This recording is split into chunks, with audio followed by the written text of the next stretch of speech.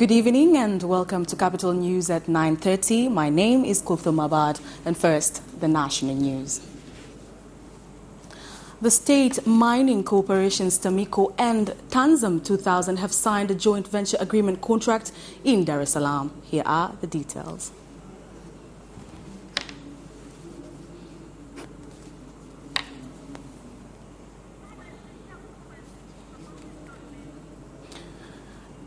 Tanzania Police Force has banned a peaceful demonstration by human rights activities planned to be held in Dar es Salaam on Saturday to protest against payment of $94 million to an energy firm, Doan's Company. Here's more on the report. In a statement, Commander of Dar es Salaam Special Police Zone, Suleiman Kova, said the matter was already in court under Miscellaneous Civil Application number 8 of 2011, and holding such a demonstration will appear to be pressurizing the judiciary. He also said there were confirmed reports of imminent attacks in Tanzania and the whole of East Africa by Somali Islamic group Al-Shabaab.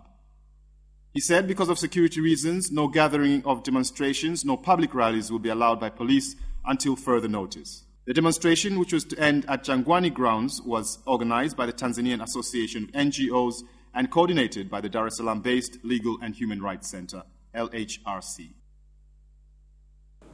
Zanzibar Unity Government has expressed its determination to ensure donations for victims of last month's marine accident off MV Spice Islander reached the targeted people. Here's more on the report. The pledge is made by President Ambassador Saif Ali Idi when receiving another donation of 50 million shillings from Kilimanjaro region. He said the donation handed over by Kilimanjaro Regional Commissioner Leonidas Gama now makes funds collected so far for the victims by the Zanzibar Unity Government to nearly 1.5 billion shillings. At least 204 people were killed, 619 were rescued, while another 1,000 are still missing from the tragic accident. Sub-regional roundtable on gender in democracy building for the East African community and Southern African development community taking place in Dar es Salaam has called on African government to formulate policies which will ensure women have places in decision-making bodies. Here's more on the report.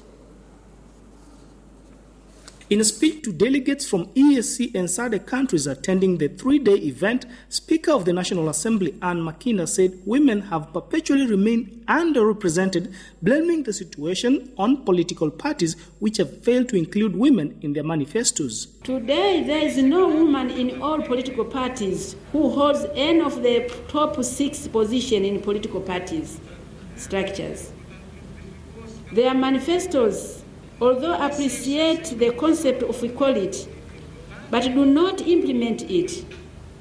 However, in a bid to raise the number of women representation to 30% by 2005, the ruling party, the CCM, resolved to allow women candidates who ranked the second or third in opinion polls to vie for constituent seats in their respective constituencies. Secretary General of SADC Parliamentary Forum, Dr. Esau Chivia, told the gathering that parliamentarians can address gender disparity by initiating laws to that effect.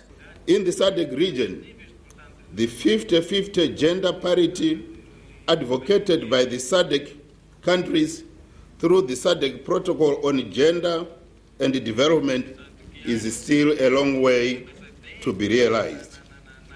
In some of the countries, the pace has been very disappointing. In most countries, women have achieved the right to vote and to stand for electoral office. They remain heavily underrepresented at all levels of decision-making, especially at the political level.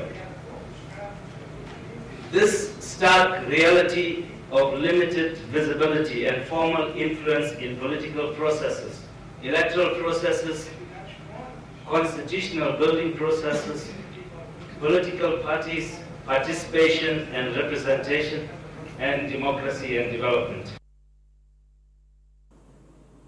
Some government and private hospital workers have been accused of discouraging people to donate blood, as many were selling it to patients who need blood transfusion. Here's more on the report.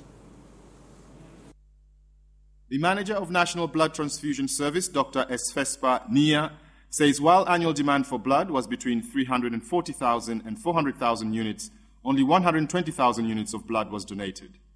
He says 50% of donated blood was used by children under 5 years, 30% by pregnant mothers, and the remaining by casualties of various accidents.